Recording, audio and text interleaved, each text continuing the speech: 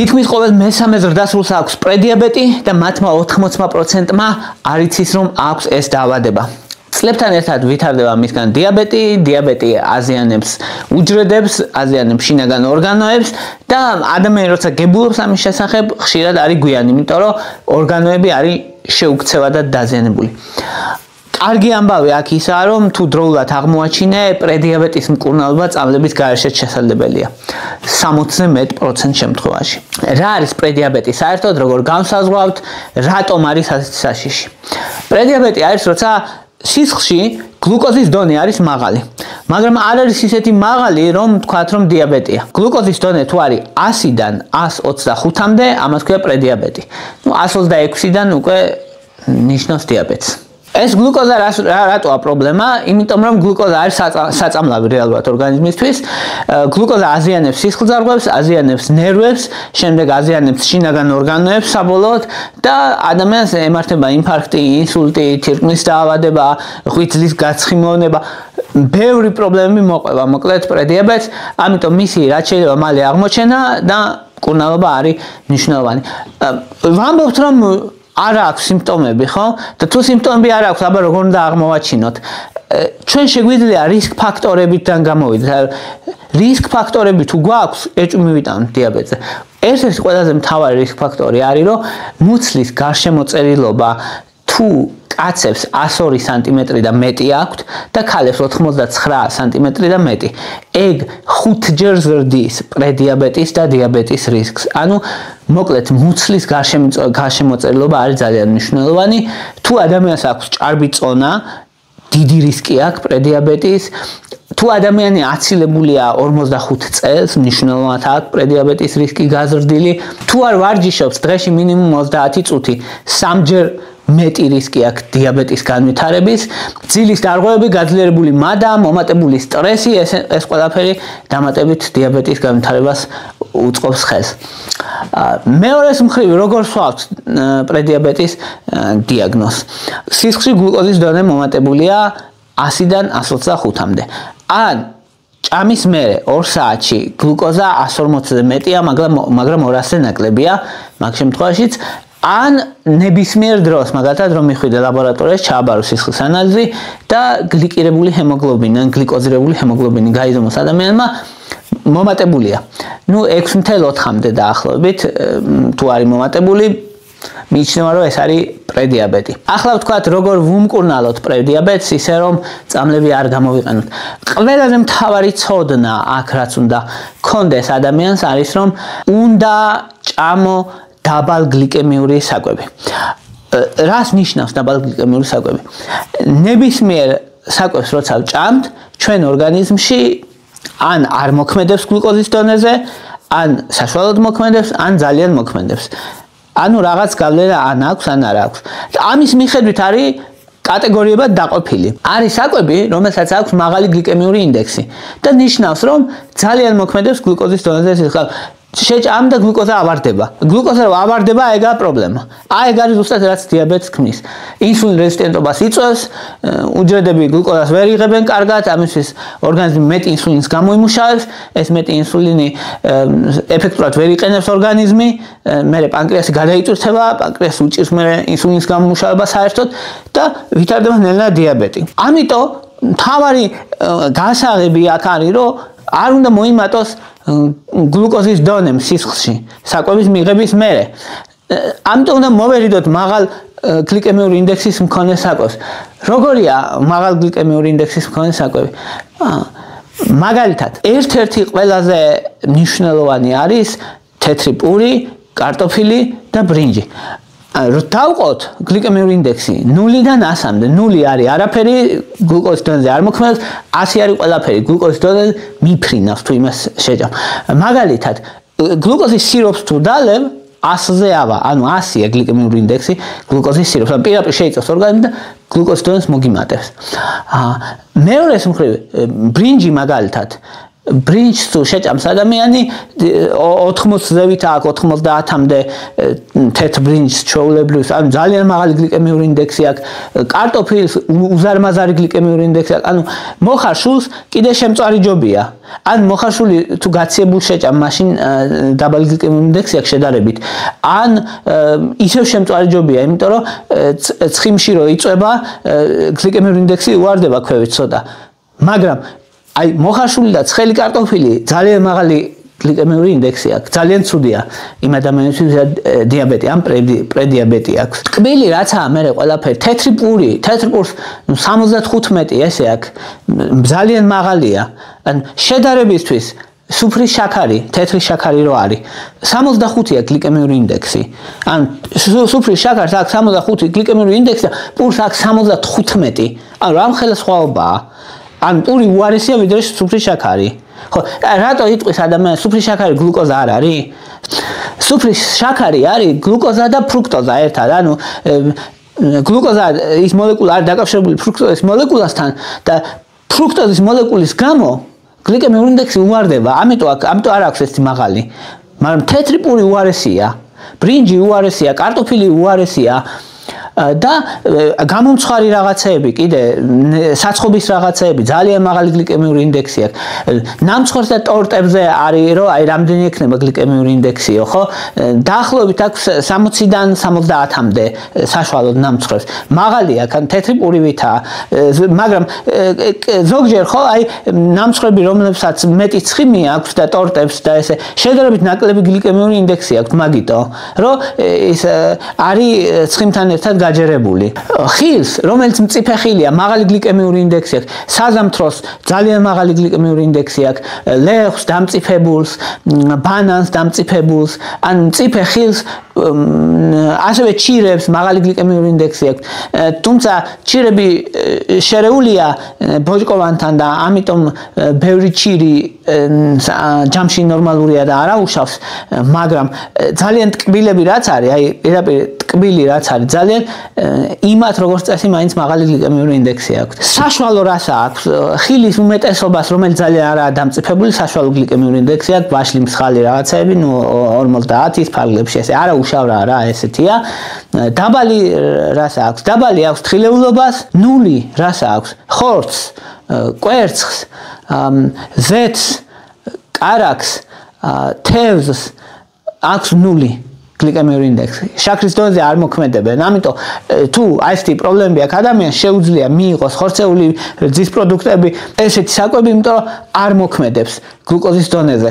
და შედარებით მეტიც რომ მიიღო, არაფერი დიდი არ დაშავდება მაგით კი, ანუ ჯამში თუ ბევრ ცილას მიიღებ, მე გარდაიქმნება გლუკოზად, მე შეიძლება ცხიმად გარდაიქმნას, ზედმეტი ეს შეიძლება, მაგრამ ინსულინ რეზისტენტობისთვის და პრედიაბეტისთვის ცუდი არ არის. კიდე ერთი საიდუმლოა რეალურად, რაც მარტივია, მაგრამ დაგეხმარება, რომ თუ მაინც გიწევს, თქვა პურის ჭამა, ესეთი რაღაცების ჭამა ვერ ანებებ და ყოველთვის ჯერ ჭამე ცილა. ანუ ყოველთვის ჯერ ჭამე ხორცი, ჯერ ჭამე თხილი, ჯერ ჭამე ცხიმი, მერე ჭამე ეგ და გლიკემიური ინდექსი დაუგდებს ქვევით. ხო, არ არის კაი, ხა თუ ბევრ შეჭამ, რა თქმა უნდა, მაინც ორგანიზმისთვის დატვირთვა გლუკოზას მოუმატებს, წონაში მოიმატებს და ასე. ეგ არ არის კარგი, მაგრამ მაინც დაგეხმარება გამოვალ სიტუაციაში. მეორე, ყველაზე მთავარი ბოძი, რაზეც დგას პრედიაბეტის მკურნალობა არის ვარჯიში, ფიზიკური აქტივობა. ვარჯიში 3-ჯერ, 4-ჯერ ამცირებს დიაბეტის განვითარების რისკს. ვარჯიში არ წარმოიდგინოთ ახლა რომ რაღაცა სასწაული უნდა აკეთო ადამიანმა ყოველდღე, არა. ვარჯიში 15 წუთი ყოველ ჭამის მერე რომ გახვიდე და იარო, მნიშვნელოვნად წევს გლუკოზის დონეს ქვევით. დაახლოებით 50-60% ამცირებს დიაბეტის განვითარების რისკს ადამიანები, რომლებიც ჭამის მერე დადიოდნენ 15 წუთის განმავლობაში გარეთ, მნიშვნელოვნად უმცირდება დიაბეტის რისკი. არის ხოლმე მერე კიდე პოლემიკები იმაზე, რომ სირბილი, ძუნძული თუ სიარული თუ რომელი ჯობია და ესე ხო? თუ შენ ხარ სპორტულ ფორმაში, მაშინ სირბილი რა თქმა უნდა კარგია, ძუნძული რა თქმა უნდა ჯობია, ცხინს მეტად ეფექტურად წვავ და მეტაბოლიზმი უფრო ჩქარდება. მაგრამ თუ ეხა ჭარბი გაწუხებს, სახსრები გაწუხებს, დიდი დატვირთვაა ძუნძულით, სირბილით, სახსრებისთვის და ამიტომ სიარული ჯობია. და როცა პრედიაბეტის მკურნალობაზეა საუბარი, თავარი მანდ არის კონსისტენტობა, ანუ მუდმივობა, არა ის, რომ დღეს თქვა გავიგიჟო თავი და ვიყო ძალიან აქტიური, არა, არამედ მუდმივად ვივარჯიშო. ყოველ დღე ვივარჯიშო, ყოველ დღე ის 30 წუთი ვივარჯიშო. არის ხოლმე კიდე კითხვა, რომ როგორ ჯობია დღეში ვქარ 40 წუთი ან 30 წუთი ვიარო, თუ 10 წუთი ვიარო სამჯერ. 10 წუთი სამჯერ ჯობია რომ იარო. მაგრამ არ სიარულ საერთოდ და არ ვარჯიშს ნებისმიერი ვარჯიში ჯობია. ოქროს სტანდარტი რა არის? ოქროს სტანდარტი არის, რომ იარო დღეში დაახლოებით 9 საათი და კვირაში 2ჯერ რეზისტენტული ვარჯიშები გააკეთო, ან ძალისმიერი ვარჯიშები გააკეთო. ძალისმიერი ვარჯიშები არის სიმძიმით ვარჯიშები. სიმძიმით ვარჯიშები არის მაგალითად გირებით, ან აზიდვები, ან აწევები, ბუქნები და ასე. ეგ დაახლოებით თითო სესია უნდა იყოს სადღაც 40 წუთი. კვირაში 2ჯერ სხეულის ყველაზე დიდი კუნთების ჯგუფები რო ავარჯიშო ადამიანმა. და პლუს ყოველ დღე აერობული ვარჯიშები. ეგ მიიჩნევა საუკეთესოდ.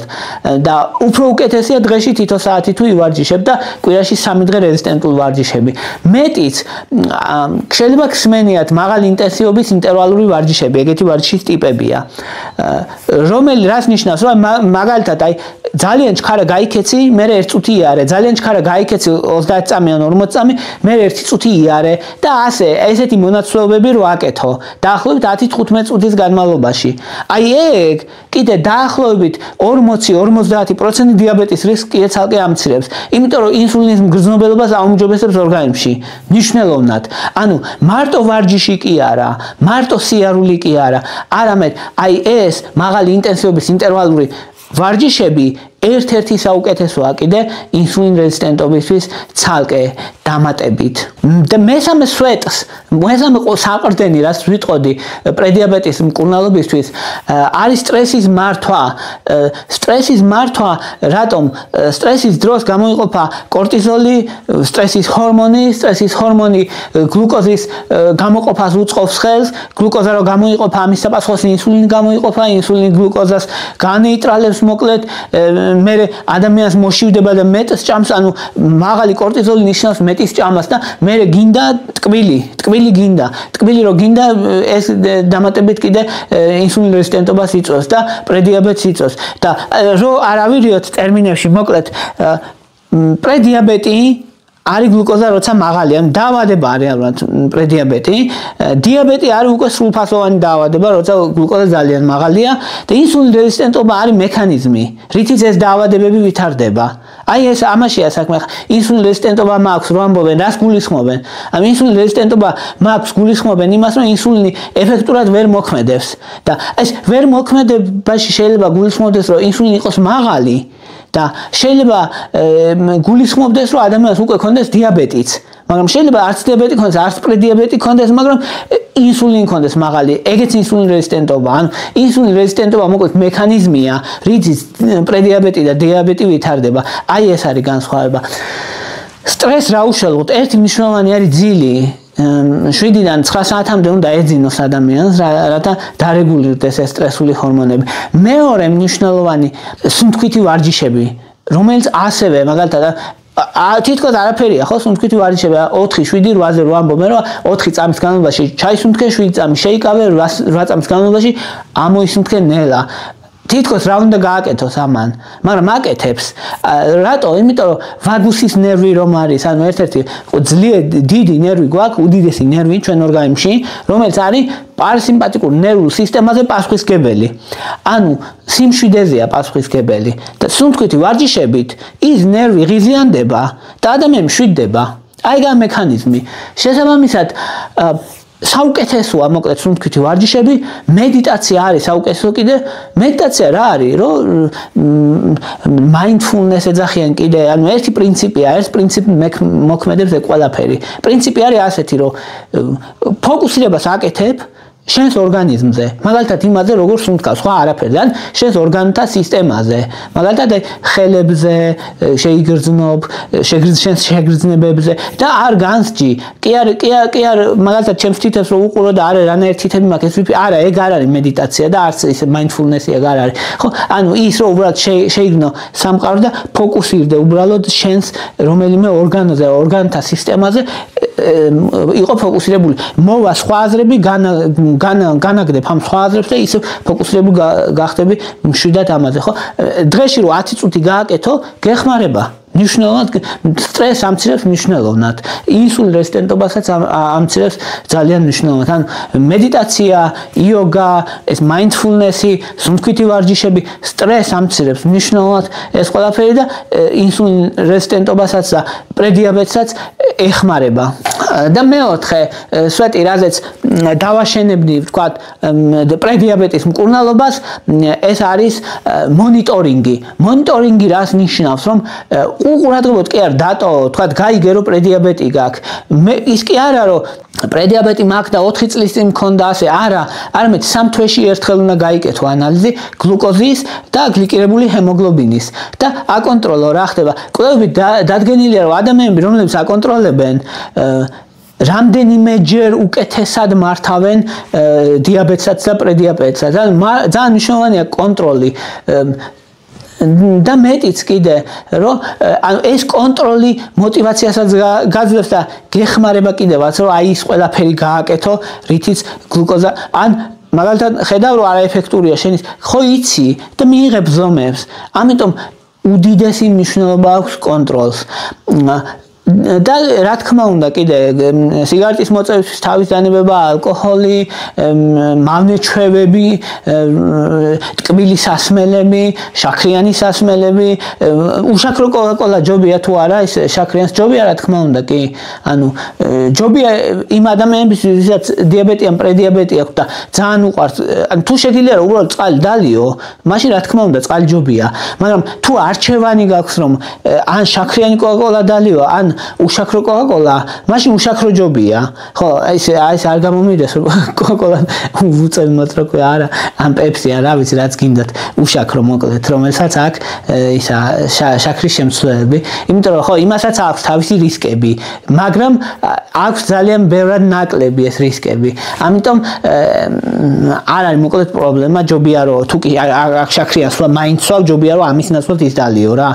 ადამიანურათაც საღიაზრით მაგას გვეუბნება. კვლევებით მაგას გვეუბნება. ხო, მავნეჩვევებზე რა თქმა უნდა ჯობია რომ მაქსიმალურად შეიკავო თავი. ეგ ჯობიაც აღარ არის აუცილებელია. ხო. და უნდა გახსოვდეს რომ კონსისტენტობა ეს ერთი სიტყვა ყველაფრის გასაღები, რომ არ არსებობს მუდმივობის გარეშე რამე. თუ კი მუდმივად არ დაიცალ, ისევ შებრუნდება პრედიაბეტიც იქნება, დიაბეტიც იქნება და სხვა დაავადებებიც მიყვება ზედ. ანუ მუდმივად უნდა დაიცვა, მუდმივად უნდა აკონტროლო საკუთარი თავი. ამის გარეშე არაფერი არ გამოვა მუდმივობის დაცვის გარეშე. და მეტიც კიდე არ იფიქროს ადამიანმა რომ მე ვუმკურნალე დიაბეტს და დიაბეტი დავამარცხენ, გავიმარჯვე. მეცნიერება ხოლმე ყოველთვის კიდე რომ ამბობენ ხოლმე რომ ეს დაავადება დავამარცხე, არა, კი არ დაამარცხე, ამ დაავადებას გადაურჩი. კი არ დაამარცხე და ანუ აი ეს აროგანტობა, რომელიც ეუფლებათ ხოლმე ადამიანებს იმითი რა სიამაყერითიც, რომ თითქოს მისი დამსახურება იყოს, რომ რაღაც დაავადება გადაურჩა ადამიანი. ხო, კი, ჩვენი დამსახურება არის, ბევრ რაღაც არის ჩვენი დამსახურება, მაგრამ ჩვენ იმ შემთხვევაში გადაურჩებით და არა დავამარცხებთ. იმიტომ რომ როგორც კი ყურადღებას მოადუნებ, ისევ დაბრუნდება. იგივე არის ხოლმე იმ სიმსივნეებზეც, რომ ანუ არ ლაპარაკობ მე არანაირად ჩემ თავზე მაქვს ყველაფერი გამოცილი და რასაც ვამბობ განმიცდია მე თვითონ და იმას ვამბობ, რომ თუ რაღაცაში გიმართლებს და რაღაც დაავადებისგან იკურნები და კაი შედეგები გაქვს, არ ნიშნავს ეს იმას, რომ დაგეუფლოს გრძნობა, რომ ისა მე ეს დავამარცხე და მაგარი ვარ და არა, გადაურჩი იმას და უნდა იყო ყოველთვის ფრთხილად, რომ ემზადო ნებისმიერი შედეგისთვის. აი ეს არის როცა ჯანმრთელობას ეხება საქმე. აი ეს არის ჯანსაღი მიდგომა. რა თქმა უნდა, ჩვენ რაც შეგვიძლია უნდა გავაკეთოთ, რაც შეგვიძლია ჩვენი ორგანიზმის უნდა ვიშრომოთ, ვიბრძოლოთ იმისთვის, რომ კარგი ცხოვრების ხარისხი გქონდეს. მაგრამ ეს არ ნიშნავს იმას, რომ რაღაცა ის კეთება დავიწყოთ და ამის მერე თქვათ დაგვეუფლოს რაღაცა ცრუ სიამაყის შეგრძნება და ამის გამო მოვყვეთ იმას, რომ მე ესეთი ვარ, ეს დავამარცხე, ის დავამარცხე. არა, ჯანმრთელობას არ უნდა ვეხმაროთ, არამედ უნდა ვუფრთხილდეთ. აი ეს იყო რის თქმაც მინდოდა, მადლობა რომ მისმენდით, მადლობა რომ გაინტერესებთ, თუ მოგწონთ ჩემი ვიდეოები დალაიქეთ, თუ მოგწონთ ჩემი არხი გამოწერეთ, ეს დამეხმარება არხის განვითარებაში, ეს მეტ мотиваციას მომცემს რომ საინტერესო ვიდეოები ჩავიწერო და ვეცდები რომ ერთად ვიზრუნოთ ჯანმრთელობაზე და იმაზე რომ კარგი ცხოვრების ხარისხი გქონდეს. მადლობა რომ მისმენთ, მადლობა რომ გაინტერესებთ.